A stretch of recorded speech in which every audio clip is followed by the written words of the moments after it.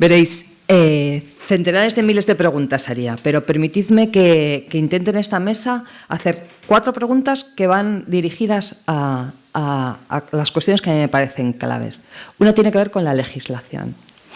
Y la pregunta tiene que ver con: llevas 50 años haciendo divulgación y contando y hablando del clima.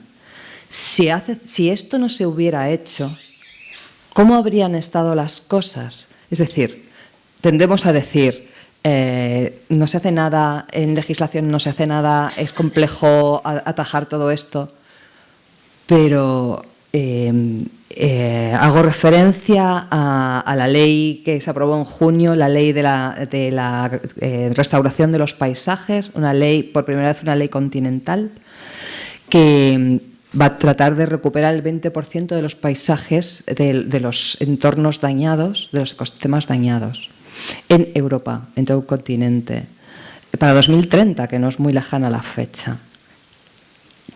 ¿Qué hay de pros y de contras en la transformación en legislación en Europa, por lo menos?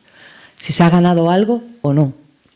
Se puede afirmar, de la misma forma que he comentado, que hay una evidencia, y que además si la compruebas en primera persona, y además por los 5 sentidos y por tu racionalidad y por tu sentimentalidad, evidentemente eso está sucediendo. Y de la misma forma que se puede ser taxativo en eso, se puede afirmar que se ha hecho mucho, muchísimo, en todos los campos. Esa perspectiva de medio siglo, pues pensad desde lo que he dejado caer así levemente, de 3 organizaciones a casi 1000, solo en España, pero en el mundo, que también habría una docena como mucho, pues ahora debe haber pues 150.000 organizaciones sociales ciudadanas de defensa de la naturaleza. La superficie protegida de forma legal por distintos países pues se ha multiplicado por muchísimas veces, del 0,07% en nuestro país, que era lo que teníamos protegido precisamente hace medio siglo, pues a casi un 25%. Aquí se incluye todo, reserva de la biosfera, los programas de todo tipo, parques nacionales, parques naturales, parques más o menos locales, y la red Natura 2000, todo solo juntas. Oye, tremendo lo que se ha hecho. Desde el punto de vista de evolución del conocimiento, pues es otra catarata de conocimiento, como el que nos acaban de demostrar Lorena. Amparo. Amparo. Ay, perdón, es que hay tantas Lorenas que por ahí. Es que soy las mejores manos, no te olvides. No. Es que, perdona, pero han ganado por mayoría las Lorenas. Bueno, que es realmente espectacular lo que tenemos de conocimiento científico. Y luego está lo que podríamos llamar cuerpo básico legislativo, ¿no? Que, aunque bien lo sabemos, tenemos la Declaración Universal de Derechos Humanos, que es uno de los grandes logros éticos de la historia de la humanidad, por no decir el más grande. Precisamente tiene mi edad la Declaración Universal de los Derechos Humanos. Me siento muy a gusto con ese dato. Pero falta el primero, falta el más importante, y que evidentemente enunciarlo es más o menos sencillo, sobre todo para alguien como el que vive la vida lo más intensamente posible, pero claro, falta el derecho de la vida a la vida. Amparo, primer derecho humano debería ser: la vida tiene derecho a la vida. Fijaros, porque tú, que eres humano, eres parte de esa vida, es decir, que no te estás excluyendo, sino todo lo contrario. Y entonces, ¿y qué? Bueno, pues tampoco pararíamos el cambio climático ni con semejante coherencia, porque lo que tenemos que tener claro es que hemos hecho todo eso y muchísimo más, porque es imposible abarcarlo. Otro pequeño dato.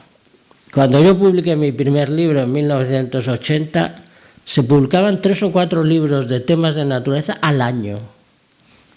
Ahora se publica casi uno al día. No el día, barbaridad. Casi uno al día. O sea, es apabullante. Conferencias, encuentros, pues también había una docena de encuentros y tal, y pues ahora es raro que no haya 20 convocatorias diarias en un país como este sobre estos temas. Bueno, todo eso es lo que tenemos a favor, y luego llega el diagnóstico científico de la salud del planeta y te dice lo que te dice. Que está peor. Que no está peor, está mucho peor. Y además, hace 50 años no había crisis, había especies amenazadas y tal, incluso con la contradicción de que algunas están muy amenazadas, ahora no lo están, y las que no estaban amenazadas en absoluto ahora lo están. O sea, ¿Cómo es? Permíteme que nos cuente, Amparo, cómo es en Picos de Europa, cómo os afecta estas legislaciones, no sé si realmente es eficaz la protección que tiene la zona en la que trabajas, si te encuentras con muchas dificultades para poder, o si todavía sería más extremo la protección que tú consideras que debería ejercerse, si es una de las áreas que requerirían intervención. A ver, mira, la conclusión de los últimos reflexiones que tenemos, hicimos un artículo entre 4 personas que está en la revista Quercus de julio, planteándonos, ¿están protegidas realmente las áreas protegidas? Y la reflexión es que el cambio global, no solo climático, el cambio global, con todo lo que trae, ha planteado un montón de retos que ya no son los de 1989, que es que estamos en otro momento. Entonces, el planteamiento es que la estructura, ¿no? Cómo tenemos establecida la conservación en este país, la ley, las áreas protegidas, todo eso ya no responde a la realidad. Entonces, desde las islas, que son los espacios protegidos, no se puede hacer frente a cuestiones globales como son la contaminación atmosférica, el calentamiento de la temperatura, el abandono rural por cuestiones económicas. Todo eso no se puede afrontar desde la localidad, ¿no? Desde una isla. Entonces, sí que es palpable que urge un nuevo esquema de conservación. Hace muchos años ya que no se hace una ley de conservación, hace muchos años. Estamos remendando la que tenemos y poniéndole parches con lo que dice Europa, pero hace falta replantearse las cosas y, como en muchos otros temas, coordinar a las comunidades autónomas en un solo ente medioambiental que actúe, sobre todo que economice, que no tenemos recursos y tenemos los mismos problemas en todos los sitios. Entonces, nunca hubo tanta gente trabajando en conservación y nunca fuimos tan ineficaces, yo creo. Estamos haciendo 17 veces lo mismo en 17 comunidades con 50 técnicos cada una y no hacemos ni lo que hacían antes 5 técnicos en el ICONA. Voy a otro de los puntos que son claves o piedra de toque dentro del clima, y es la acción del hombre, no la acción humana. No sé, Darío, si cuando hiciste, porque el meteorito somos nosotros, es una especie de guía que tiene incluso que llega a niños. No sé si hiciste un listado de los efectos humanos que están afectando al planeta. Sí, me lo tomé como un trabajo. Bueno, a mí me gusta mucho la divulgación, entonces ya otro cómic que había sacado, la editorial le llama Ensayo Gráfico, porque es como novela gráfica, pero es ensayo, que era sobre los límites del humor, donde en realidad recorría también un poco en la cultura, desde la cultura griega, lo que era la comedia. O sea que cuando me planteo este tipo de cómics, sí que lo hago ahí como muy. Entonces, claro, lo que me puse fue, bueno, vamos a pensar qué quiero contar, ¿no? Entonces, ¿qué quiero contar y para quién? Pues quiero que sea lo más amplio posible. Entonces, pero quiero contar ciencia, quiero divulgar ciencia. Entonces, ¿cuál es la historia del planeta? Contar que me parece que a nivel popular no se sabe, que las otras grandes extinciones que ha habido en el planeta, 5, aunque pueden haber otras, pero 5 por lo menos, que las conocemos, las grandes, fueron por cambios climáticos, ¿no? Siempre nos dicen... ¿Por qué somos el meteorito? Bueno, esto iba a decir. Siempre se dice, bueno, porque los dinosaurios murieron por el meteorito. No, fue por un cambio climático provocado, entre otras cosas, por la caída del meteorito, ¿no? En realidad, los cambios climáticos provocan extinciones. Y yo hice toda una lista de contar quiénes los descubrieron primero en el siglo XIX, etcétera, etcétera, la historia de la atmósfera y tal. Y la metáfora del meteorito fue por lo siguiente, porque... Yo me acuerdo cuando era chico, siempre veíamos lo de los dinosaurios, ¿no? Que encima en ese momento estaba muy de moda la teoría, que era un poco bastante moderna para esa época del meteorito que cayó en Yucatán. Y todo, guau, ¿te imaginas si ahora cae un meteorito y morimos todos y se acaba la vida en el planeta? Y decimos, pues, claro, pero es que el meteorito caído se llama revolución industrial y forma de vida humana de los últimos 200 años, ¿no? Pero también me gustaba una metáfora, porque tampoco, como también quería que sea para chavales, y para mí es muy fácil ser pesimista. Primero que ser pesimista intelectualmente es más guay que ser optimista, está mejor visto. Pero a mí no me daba la cara para ir a los colegios e institutos y decirle, bueno, chavales, aquí os dejo, el mundo es una mierda, os morís todos, me voy, ¿no? Entonces con mi editora, que sí que tiene hijos, porque yo no tengo, entonces me importa... No, sí que me importa aparte la vida, como dice Joaquín. Entonces, sí que lo que hice fue intentar construir la metáfora de que en realidad el meteorito también es un evento natural del universo, digamos, ¿no? Y tiene un impacto, pero ese impacto también puede ser diferente, ¿no? Digamos, por un lado, el meteorito puede destruir, por supuesto, hacer una extinción masiva, como ha pasado en otras épocas del planeta, pero a la vez también, por ejemplo, meteoritos pueden traer agua, por ejemplo, ¿no? Al planeta, y un planeta que no tenía agua como el planeta Tierra, pues por algún tipo de evento estelar que cae, que impacta con él, de pronto le puede dar esa receta que le permite vivir. Entonces, básicamente tenemos que elegir nosotros qué impacto queremos hacer en nuestro entorno. Queremos ser el meteorito que destruye o queremos ser aquel también que aporta algo más a la vida. También no hay que creer que somos nosotros los grandes guays, sí que lo podemos destruir, pero no somos los grandes guays que también podemos salvar a la naturaleza, ¿no? Me gusta más el hecho de que nosotros tenemos que integrarnos en la naturaleza, porque si no seguimos pensando en nosotros con esa idea muy del monoteísmo, que es que Dios es un señor de barba, hombre con barba, que embaraza mujeres y que la naturaleza está a su servicio y al nuestro porque estamos hechos a su imagen y semejanza. Yo soy ateo de toda ateidad, pero casi que prefiero, ya que mucha gente necesita creer en algo, casi que prefiero el animismo de creer que toda la naturaleza es Dios, entonces nosotros también, y entonces somos parte, hay que respetarnos. Y entonces un poco es eso, ¿no? Somos parte de algo mayor, que es la vida, lo que decía también Joaquín, y tenemos que no romper el juguete, porque somos parte y no nos pertenece. Una de las maneras de no romperlo, que tú mencionabas, Joaquín, en tu intervención, es una palabra que es decrecimiento. Hablabas de los modelos energéticos, de la necesaria transformación de un modelo energético y el decrecimiento. ¿Es coherente el decrecimiento? ¿Es algo que podemos aceptar? No solo es coherente, es la última tabla de náufrago que nos queda. Es absolutamente, y además es algo que no es nada nuevo, ¿no?, bajo el sol, porque nos creemos que algunos términos que hacen fortuna, como el de decrecimiento, pues es algo que un avispado economista con mucho conocimiento de la ecología pone. El decrecimiento está en todos los cuerpos de conocimiento desde hace 26 siglos. La frase más sensata que se ha escrito jamás, esto pues sin exagerar, pero la frase, jamás, acuérdate que estuvieron los griegos. Y... Claro, la frase más sensata que se ha escrito jamás es del libro del Tao. Y dice concretamente, se trata de ser un estado de escasa población que aunque tiene herramientas no las usa, que aunque puede viajar no se sube a los carros para cambiar de lugar, que aunque tiene armas nunca las ejercita para conquistar a nada ni a nadie. Y bueno, el mismo taoísmo dice, quien crece, decrece. Así, textualmente, el que crece, decrece, y el que decrece, crece. Fijaros, esa comida se está planteada hace tiempo. Y en estos momentos, pues bueno, hay tal cantidad de información Ya. Aquí ya se ha mencionado la comida que se tira, ¿no? Pero es que eso es una bagatela al lado de... por término medio, y lo digo además como agricultor ecológico, el agricultor ecológico que tenga un mínimo de cuidado gasta la mitad de agua y la mitad de energía.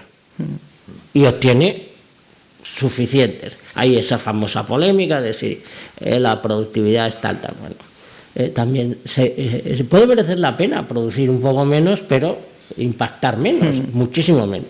Además, a veces puedes producir un 10, un 15% menos, pero te lo has ahorrado por otro lado, igual que producir mucho, incluyendo producir mucha energía renovable con miles de artefactos mal situados, pues al final no es rentable por los impactos, por los famosos daños colaterales.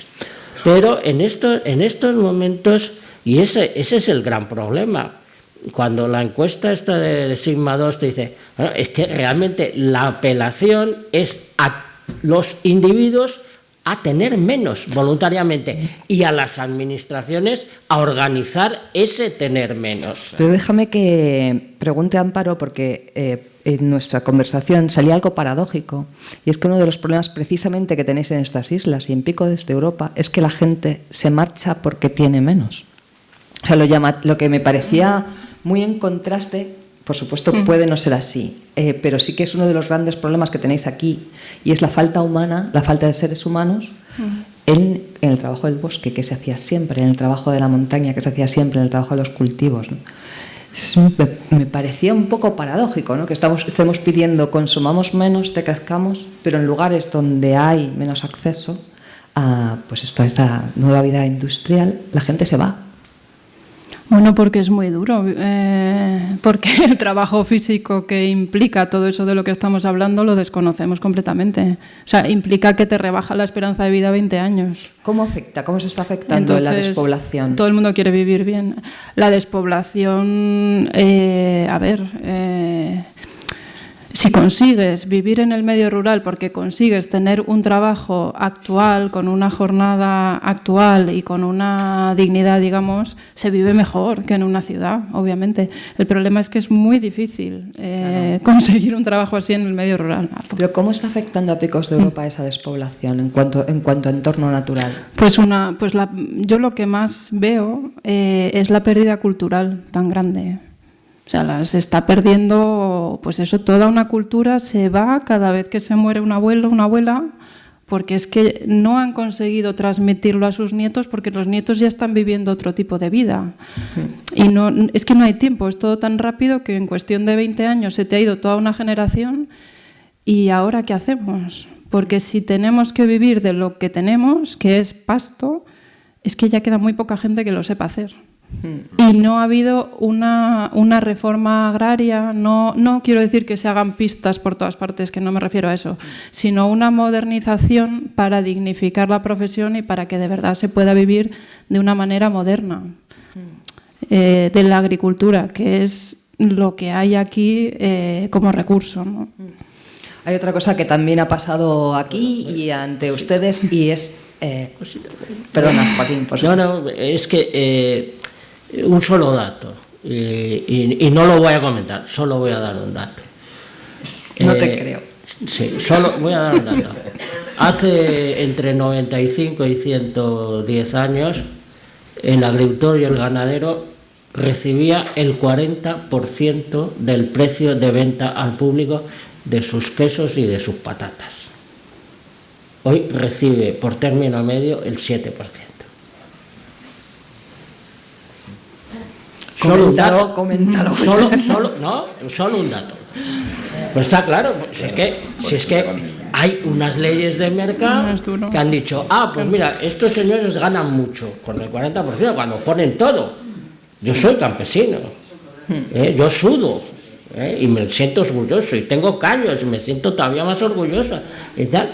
Y eso por decreto de unas normas de mercado absolutamente manipuladas por mínimas cantidades de personas y tal, condenan a todo un sector que es el único no parásito. Esta sociedad todo es parásito menos el agricultor y el ganadero, todos los demás parásitos. Claro. Y más parásito el intermediario que se ha quedado con ese 33% que ha dejado de cobrar el señor ganadero y el señor... O sea, deja de preguntarte otra cosa. ¿No te censuran? Y me refiero a... Y voy a otro de los grandes puntos de la comunicación que tiene, de cambio climático. La ecoansiedad. A lo mejor todas estas personas están viviendo taquicardias cuando les decimos apocalipsis, son parásitos y todas estas cuestiones. Y me refiero a esto porque es un tema muy sensible, sobre todo los que hacemos comunicación. ¿Cómo tenemos que contar los informes? ¿Cómo hablamos de... Utilizamos la palabra meteorito, hablamos de apocalipsis, decimos que... ¿qué hacemos con la ecoansiedad y con los modelos que tenemos ahora para dirigirnos a una audiencia, a niños? ¿No te censuran? A mí me han censurado, sí. Y además me han censurado los aparentemente más progres, más liberales. Es dramático, de verdad, lo digo porque yo antes que ecologista fui el consabido estudiante de izquierdas en la Complutense de Madrid, sindicalista, y 7 veces a la cárcel por luchar contra una dictadura. Pero entonces... te duele. A mí el día que más me ha dolido es el día que los señores del PSOE iban con tarjeta Visa Oro por la vida gastándose millonadas en las trivialidades más grandes. La segunda cosa que más me destrozó es que el diario El País, donde estuve 11 años escribiendo más de 400 artículos, me censuraba cuando hablaba de la energía nuclear o cuando me metía con el turismo. ¿En serio? Claro, porque eran cosas que le interesaban al señor Polanco, la energía nuclear y el turismo. Y, claro, y es tan fácil censurar. Es decir, ¿cuántas veces a mí me han dejado de llamar porque hablo como hablo? Tendría que hacer un esfuerzo tremendo, pero seguro, por supuesto. ¿Cuántas veces... Incluso cuando a mí me ha llegado a pasar esto, bueno, te encargamos un artículo y de pronto, oye, no, ya no lo hagas. Y o sea, que por supuesto que te censuran. Y demás, pero insignificante al lado de esa autocensura que a mí me comentaban mis compañeros y compañeras del clima. Los hombres y mujeres del clima. Ya, y con respecto a la esfera de la cultura, sí. La cultura siempre ha sido rupturista, siempre ha sido no siguiendo la línea de puntos, pero también me llama la atención como cuando entra ahora en cambio climático es buenista, un poco naif. Sí. ¿Hay una censura del buen rollo? Sí, la hay, sí, totalmente. De hecho, un poco lo del libro, muchas veces me decían, incluso la propia editora decía, joder, pero qué mal rollo, ¿no? Claro. Yo decía, pero a ver, yo soy sobre todo demócrata y creo que la democracia está fundada en que todos los ciudadanos adultos y los adolescentes los estamos educando para que sean adultos, somos suficientemente adultos como para afrontar los problemas sin autoengañarnos. Con lo cual, a mí me sorprendió mucho lo que digo, yo tengo 53 años y la gran parte de mi grupo, que son todos relacionados a la cultura, les pareció un mal rollo el libro, y eso que está lleno de chistes, les pareció un mal rollo, porque cuento como, bueno, ahora no me acuerdo de los datos, pero como creo que era, perdónenme si no es exacto, pero como que son cálculos muy así por lo que implica que incluso no sabemos muchas especies, pero que suponte el 40% de los mamíferos han desaparecido en los últimos 50 años y que el 50% de los mamíferos que hoy por hoy están vivos son los que nosotros tenemos en granjas para comer, que el 50% de los pájaros... Es muchísimo mayor. No, peor, sí, yo estoy diciendo 50 para no tirarme a un 72 hasta que no te para no generar mal rollo. Yo lo tengo en el libro escrito que lo trasladé, pero que es terrible. Y entonces, claro, me dice, joder, qué mal rollo, pero de verdad tan mal, tal. Y de rato de eso, la ecoansiedad. Y yo le digo, ecoansiedad no, te tiene que dar ecorrabia. No, ecoansiedad. Deja la puta ecoansiedad. Es que tengo ecoansiedad, pero has estado todo el día con el aire acondicionado y resulta que afuera está haciendo 25 grados y tú te puedes vivir perfectamente con 25 grados. No hace falta que tengas el aire acondicionado. Yo voy a los hoteles y apago el aire acondicionado porque me muero de frío, además. Pero entonces es como, yo creo que somos como adictos al fentanilo, ¿no? Pero ese fentanilo es el consumo y nuestra vida moderna que necesita de la electricidad. Entonces nos autoengañamos todo el rato porque nosotros mismos no queremos hacer ese esfuerzo.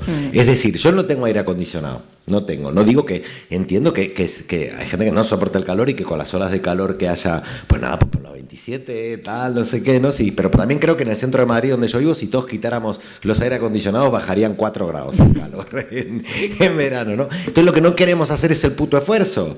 Entonces cuando tú le explicas a alguien lo que contamina y el régimen de esclavitud que implica la producción de un tejano, de un shin, que es terrible, hay ríos completamente azules con perros azules en Asia porque chupan de la pintura, es terrible, ¿no? Pero a todos nos gusta tener el shin barato. Yo le digo, no, pero tú piensas, yo creo que el problema es que no queremos ser conscientes del coste que tiene nuestra vida.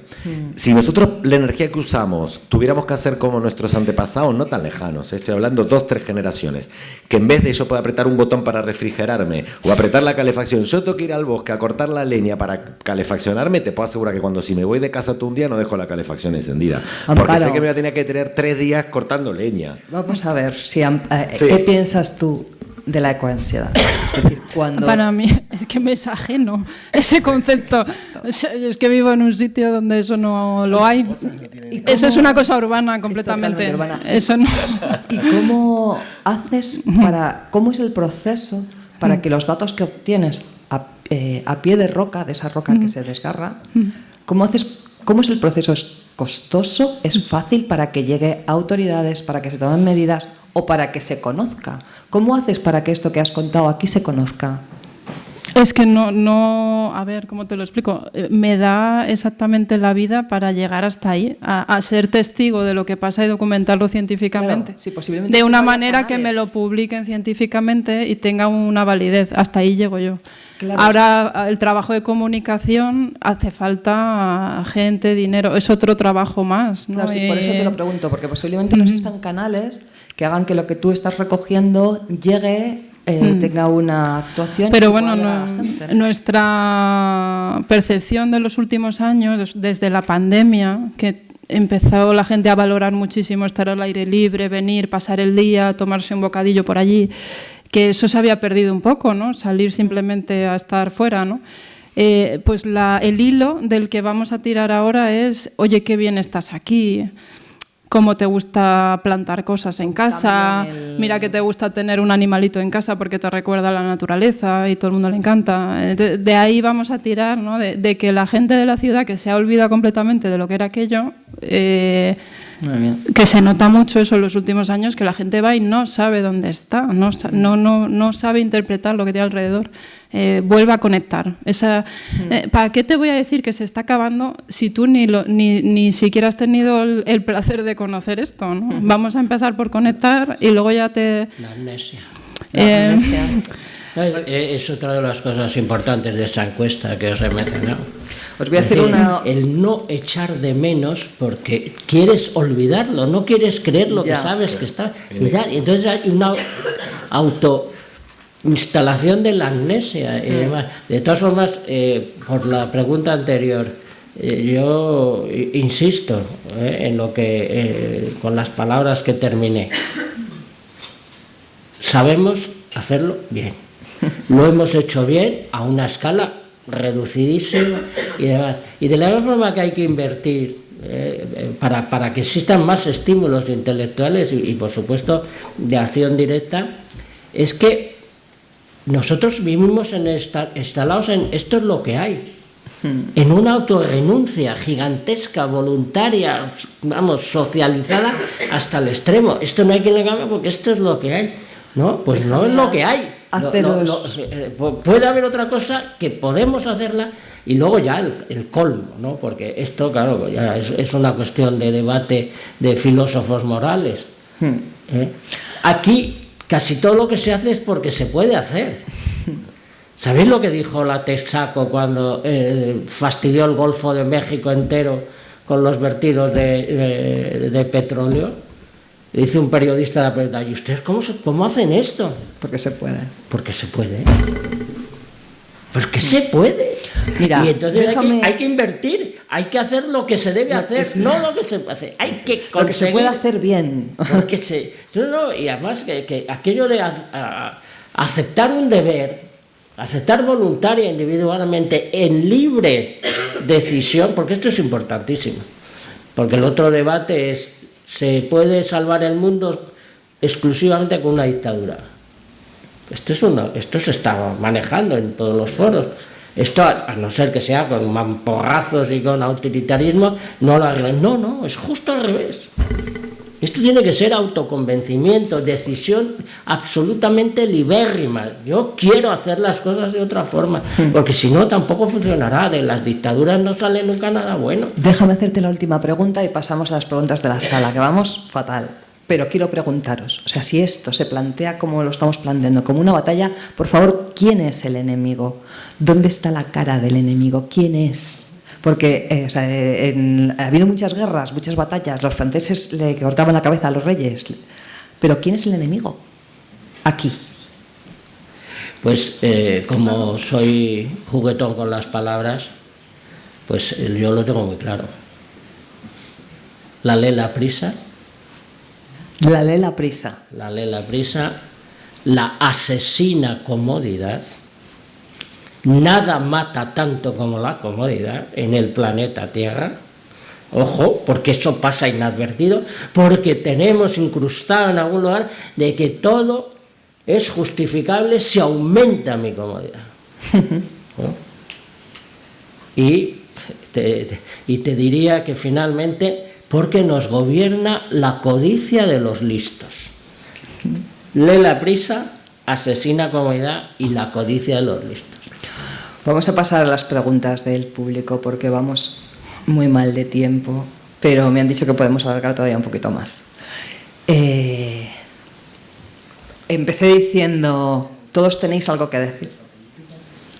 Y usad la palabra, se trata de conversar. Es decir, que desde la Cátedra de Cambio Climático de la Universidad de Oviedo y desde todos los que estáis aquí, por favor, vuestras preguntas o vuestros comentarios. Al turismo, que también es otro de los temas tan importantes en Picos de Europa en particular, creo que ha aumentado, lo debes haber visto que ha aumentado mucho. Si ves el impacto directo ya de esa presencia más masiva y cómo se puede gestionar, si estamos a tiempo de que se pueda gestionar y que no se desmadre. Sí, es totalmente palpable, medible, palpable. Erosión directamente por el zapateo. Sí. Es una cuestión económica. ¿Qué tipo de economía queremos en la zona? ¿Dónde va el dinero que genera toda esa gente? Es que no tenemos otra cosa para ganar dinero que no sea machacar ese sitio tan bonito. Va más allá, esto ya no es conservación de la naturaleza, esto es qué tipo de economía queremos, cómo queremos vivir, de qué, y realmente nos está enriqueciendo esa avalancha de gente. Bueno, estamos viviendo, la verdad que el 80% de la gente está viviendo, pero también es verdad que no se queda nadie que cumpla los 18 años en la zona. O sea que es una cosa pasajera y no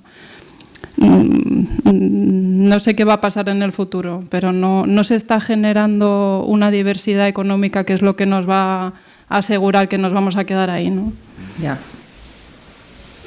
Hay muchos lugares donde se están tratando de hacer modelos de turismo distintos. Hablo sobre todo de Canarias. Aquí se está haciendo algo así. Hay una iniciativa dirigida a eso, a nuevos modelos de turismo, a nuevos modelos de viaje. No que sepa. Es que es todo muy coyuntural. Coge la ola que viene y surféala. Porque dentro de 5 años viene otra pandemia, cerramos y hay que clausurar el negocio. Y yo llevo eso viéndolo 20 años. La cosa coyuntural lleva ocurriendo ya mucho tiempo. Y el año que viene, ¿cómo será? ¿Qué sé yo? Tú coge esta ola de ahora. Yo no veo una... A ver, el turismo viene solo, pues eso ya lo tenemos. Habría que desarrollar otras 2 o 3 cosas a ver si equilibramos y si una cosa falla, vivimos de la otra, ¿no? Bueno, hola. Como habían hablado un poco de la comodidad y que todos, estamos aquí con ropa de Zara, de lo que sea, la comodidad... yo a veces pienso que va a llegar un momento en que no va a haber elección de quiero vivir mi vida cómoda, sino que simplemente nos vamos a ver forzados a volver a plantar tu propia comida, o ya no va a haber agua para ducharte todos los días, o agua para beber lo mínimo necesario en un piso en cualquier ciudad, Y quería pensar de cómo lo ven, porque yo creo que voluntariamente muy poca gente va a decidir volver a trabajar en el campo para vivir. Nada. Contesto así rápido porque recién ahora hemos hecho hace un par de meses, por iniciativa de Greenpeace, un grupo de dibujantas y dibujantes, está Flavita Banana, Cristina Durán, Miguel Brieva, servidor y alguna compañera más, donde nos propusieron hacer ecotopías, que era la ecotopía, pensar no es lo mismo que utopía, tiene que ser posible y para eso tuvimos que hacer talleres con expertos en energía, tuvimos que ir a cooperativas como la OSA, que es una cooperativa alimentaria de Madrid, autogestionada, claro, y flipas, porque al final, por ejemplo, la cooperativa esta son todas cosas de cercanía, de temporada, tal, súper baratas, que tú para acceder a ese precio, porque no tiene intermediarios, lo van a buscar ellos a los agricultores de la zona, tienes que trabajar en la propia cooperativa. Entonces yo decía, bueno, pero ¿cuánto? 3 horas a la semana. Y digo, madre mía, es que somos muy vagos, de verdad, ¿no? Y claro, a la hora de pensar esa ecotopía, que cada uno teníamos que hacer 10 páginas, yo un poco diré por donde tú dices. Porque todos unos pensaron un mundo en el 2200, donde ya estaba todo como, estábamos todos súper concienciados. Y yo lo que hice fue comunas donde no les queda otra. Yo les llamé que había pasado el gran catacroc, que no es un apocalipsis, sino que de pronto el clima extremo que estamos viviendo ya hacía imposible una fiabilidad del sistema energético, porque se caían las torres de electricidad, porque se iban a tomar por saco las presas, y entonces ya no nos quedaba otra que tener a la energía, al agua y tal como un bien, y entonces cada uno se organizaba en los barrios para plantar árboles en los barrios para bajar el calor, en intentar juntar agua y tal, y al final, claro, lo que se iba a tomar por saco en esa situación que yo también imaginé de aquí a poco y a través de que no nos quedaba otra, era básicamente que lo que dejaba de tener sentido, al menos en estas pequeñas comunas organizadas, barriales y tal, era el dinero, porque una vez que se va todo a tomar por saco, en el sentido de que deja de ser fiable la producción capitalista tal cual la conocemos, pues ¿para qué? Pero yo no pude imaginar un cambio ecotópico sin antes que no nos quedara, que estuviéramos con la soga al cuello, ¿no? Pero por ahí es mi falta de imaginación, ¿eh? Bueno, me pasó lo mismo que a ti, vamos. Muy buenas tardes. Muy buenas. Bueno, a ver, en primer lugar, hacia Amparo. Amparo quería, pues en primer lugar, decirte que estoy totalmente de acuerdo contigo en lo que comentabas con respecto a que cada vez hay más técnicos y creo que mejor cualificados trabajando en pro de un futuro mejor, podríamos decirlo así, o de una mayor conservación de los espacios naturales y demás. La pregunta que me gustaría comentarte en ese sentido, no tengo alguna reflexión más, ¿no? Pero la pregunta que me gustaría hacerte en ese sentido es ¿quién y pone el cascabel al gato? De los políticos me refiero, quiero decir. Todos esos informes, porque yo entiendo que los políticos sabrán de esos informes o probablemente les caigan en la mesa de los políticos y simplemente vayan directamente a la basura o a una máquina que los corte y los haga 1000 pedazos y no lleguen a ningún lado. Si nosotros como ciudadanos, como personas de a pie, somos capaces de ver los efectos, de analizar las consecuencias sin ser técnicos, muchas veces yo reflexiono sobre la gente que de alguna manera tiene potestad para poder cambiar las cosas. ¿Qué pasa con esta hipocresía? Es decir, ¿realmente os sentís escuchados los técnicos en ese sentido o realmente pensáis que la política va por otro lado y pasa, hoy es simplemente algo coyuntural, como decías, inmediato? O sea, yo pienso en los 4 años que tengo venideros y el resto que irán por saco. Eso por un lado.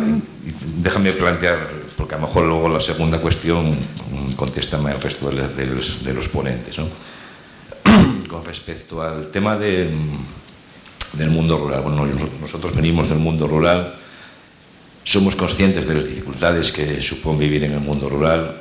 Tuvimos la mala fortuna de pelear 8 años contra la administración, una administración progresista, se supone, para desarrollar un proyecto de emprendimiento en el mundo rural que tiene que ver mucho además con la educación.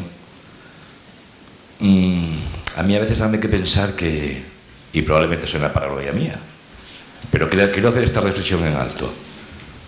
¿Realmente no está interesando que la gente desaparezcamos del mundo rural? No hay o probablemente haya algún plan estratégico para el mundo rural. Quiero decir, aquí en Asturias ahora mismo estamos bajo la amenaza de un montón de posibles explotaciones mineras para sacar minerales que se supone que son estratégicos ahora mismo. Si sabemos que tenemos que decrecer, ¿por qué queremos ser? No sé, varias reflexiones, aquí lo dejo. Interesantísimo. Sí, sí. No, voy a contestar en función de lo peor que me ha pasado en mi vida, más o menos calificable como profesional o pública. Yo he asesorado a 4 ministros. Lo peor que te puede pasar en la vida. Esto de entrada, porque no es ya hipocresía, yo no sé cómo llamarle, pero decir, oye, qué bien esto, pero qué buena idea, Joaquín, oye, esto es la repera y tal. Te sales del despacho y ¡fuaf! Nunca más. Pero así, una vez y otra vez y otra vez y tal, ¿no? Que realmente, no digamos, los informes de impacto ambiental, de 1000 cosas por ahí, eso es tremendo. Nunca se le ha dado prioridad.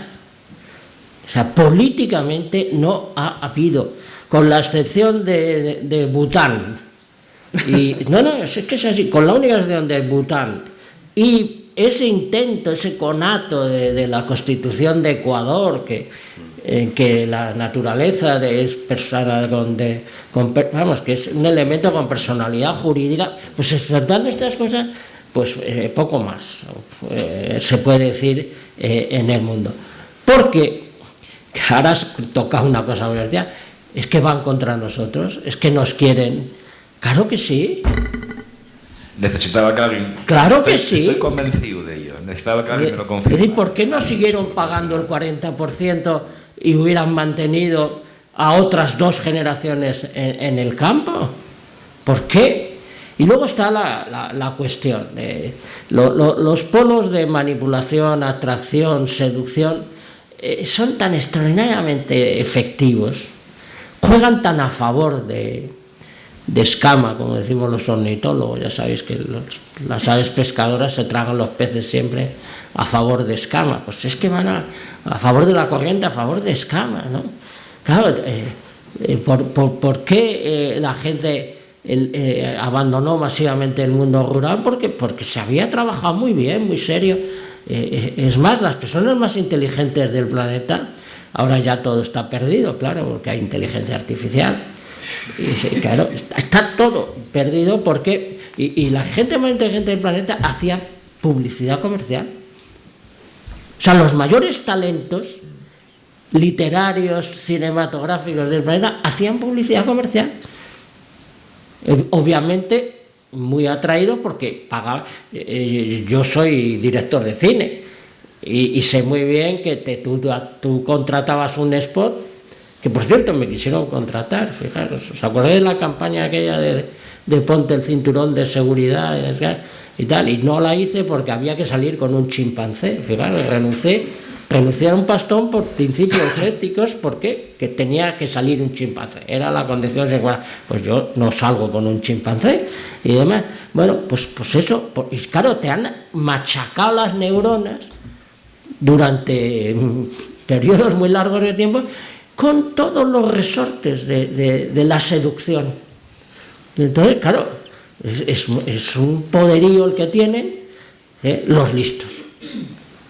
Y para luchar contra eso, para empezar, no tienes que ser listo, tienes que ser bueno.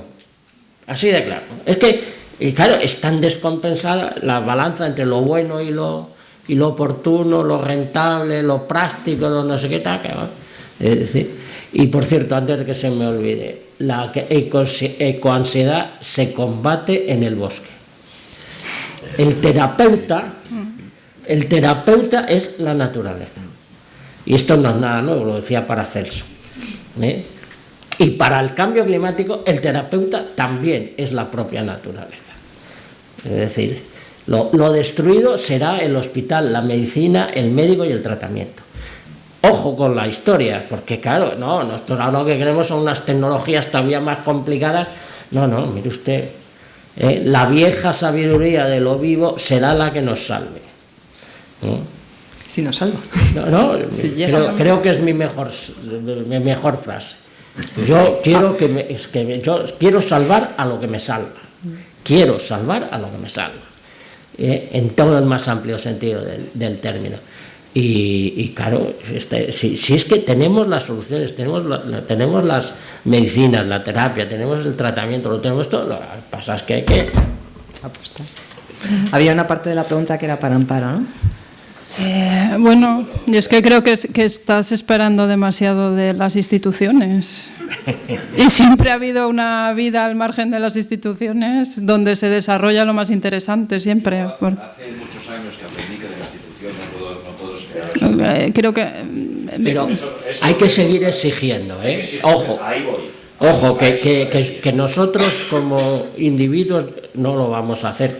No vamos a arreglar el problema. Puedes arreglar tu dignidad personal, tu estabilidad. Hay un problema que se va intensificando, y es que los cargos administrativos, políticos, que se pagan con un determinado sueldo, llevan una responsabilidad, y últimamente la responsabilidad no se asume. Y eso está ocasionando unos problemas muy grandes. La gente no está haciendo su trabajo por el que es remunerado. Entonces, cuando falla el capitán del barco, ahí vamos todos en cascada detrás, ¿no? Eso sí creo que hay que exigirlo. Cuando alguien está en un cargo, ya sea político o ya sea administrativo, tiene que ejercer su trabajo y asumir la responsabilidad que tiene, y le tiene que importar lo que pasa. O sea, no vale que me digan no sé qué está pasando y que aquello te tiene que importar, y por lo menos tienes que hacer bien tu trabajo, o lo mejor que puedas, que nadie lo hace perfecto. Y eso sí es verdad, que progresivamente el pasotismo es mayor cada vez, y ahí viene la rabia, ¿no? Que dices, yo me dejo la piel y yo no veo una proporción, ¿no hay? ¿Puedo decir una cosita breve por lo que decía? Justo me hiciste acordar una cosa. Por ejemplo, fueron las elecciones argentinas el año pasado. Todos sabemos que ganó Milei, que es de ultraderecha, iba el desastre, porque aparte es ultraderecha en lo moral, pero ultraliberal, neoliberal en lo económico. Pero yo también me lo ponía a pensar, porque leía la prensa argentina los informes, y es terrible porque nos está pasando lo mismo aquí y en todos lados.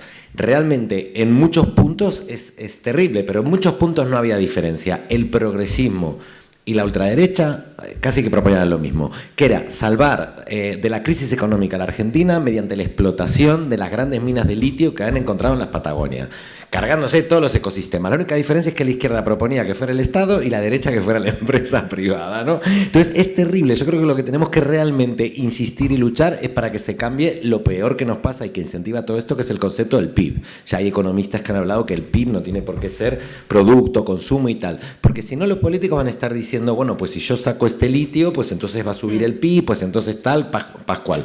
Pues no, el PIB lo que tiene que medir es la calidad de vida. Si tú vives en el ámbito rural, puedes dormir más tiempo, puedes tener mejores horas de sueño, de comida, de tal, de no sé qué, eso debería medirse, y no la renta per cápita, el gasto y el consumo, ¿no? Entonces, sí se mide, pero realmente se debería medir eso, ¿no? Y no todo lo demás. Hay muchos economistas que están proponiendo ya la reformulación del PIB. Es el índice de desarrollo humano. Sí. Claro. En vez del Producto Interior Bruto, eso, sí. El Producto Exterior bello, libre y... Espérate, ¿cómo es? Bello y libre y el Producto Exterior bello y libre. Pero para los mercados internacionales se la sopla un poco. Pues sí. Yo quería ponerle nombre al enemigo. Yo creo que el enemigo es claro. El enemigo es el sistema capitalista que nos convenció desde hace muchos años que cuanto más consumes, más feliz eres, ¿no? Y respecto a otra cosa que dijiste antes, a los políticos no hay que decirles nada. Los políticos saben de sobra cuál es la situación. Lo que pasa es que no les interesa, porque lo que les interesa a ellos es crecer, porque están inmersos en el mismo sistema. Entonces, mientras nos interese lo que decía él, que el PIB sea muy alto, porque así somos todos maravillosos, pues entonces creceremos. ¿Y qué pasa? Que el decrecimiento es imperativo, es decir, queramos o no queramos, tenemos que decrecer. Solo podemos elegir hacerlo por las buenas o por las malas. Es así, sí. ¿Qué hay? Buenas tardes. Lo mío es un comentario. A mí siempre me ha llamado mucho la atención que todos los informes que se manejan para la toma de decisiones no son públicos. No son públicos. Se encarga con dinero público que se hagan trabajos, que se hagan estudios y no aparecen. Y muchas veces incluso la propia administración los pierde. Yo tengo experiencia de eso. Y si todos los ciudadanos tuviésemos colgado, ahora que es muy fácil hacerlo, estudios de impacto ambiental y todas esas cosas, estuviesen colgados, yo tomo una decisión de hacer un parque nacional, ¿y por qué lo hace usted? ¿Dónde están las informaciones que justifican que eso sea así? Y eso es público. Y no en tomos de 300 tomos muy complicados de entender. No, sino con resúmenes entendibles para los ciudadanos, para que ellos puedan tomar decisiones. Y si eso no es así, yo creo que no vamos por buen camino. Es otra asignatura pendiente. Tampoco habrá una real democracia hasta que no se transmitan en directo las deliberaciones del Consejo de Ministros. ¿Qué es eso de que sea secreto? Pero si ustedes están trabajando con nuestro porvenir, con nuestros más directos intereses de todo tipo y condición, ¿qué diablos de secretos? Claro, pues claro, si es que queda mucho por hacer. Y vivimos en una democracia, bendito sea, pero anda que no nos queda para que sea más completa, simplemente más democrática. Así es que es así, claro. Tenemos que marcharnos. El mundo no va a acabar ahí fuera y somos la única comunidad que queda de seres humanos para reiniciar un nuevo planeta. No somos nosotros, no nos toca. Pero hay un rincón en Asturias que sí va a ser fundamental. ¡Vámonos todos! Somos un colectivo perfecto. Mire, habría querido acabar con una frase de Joaquín, por acabar con un punto romántico, que era: el otoño comenzó el domingo. Pero sin embargo había otra frase que ha sido Amparo, que me la quedo. No sé si decirla. Actuemos al margen de las instituciones. Sí. Vamos. Gracias por venir el mes que viene en Avilés.